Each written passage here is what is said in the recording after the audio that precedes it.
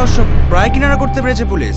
একটি বিশেষ সূত্রে পুলিশ জানতে পারে যে পূজা নিজেই অজান্তে একটি মহিলা পাচার চক্রের হাতে পড়ে যায়, আর সেই মহিলা পাচার চক্রের মূল মাথা হলো বাবু। আর সেদিন রাতে পূজাকে কিডন্যাপ করে নিয়ে যায় সেই ঢাকুরিয়ার হোটেলে, আর সেখানেই পূজা খুন হয় সেই পাচার চক্রের হাতে।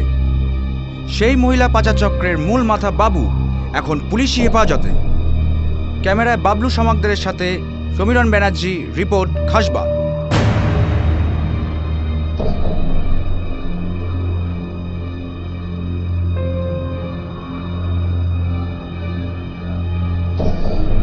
হ্যালো, হ্যাঁ খাসবার্তা।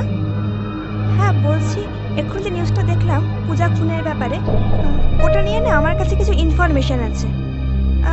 আমি একটু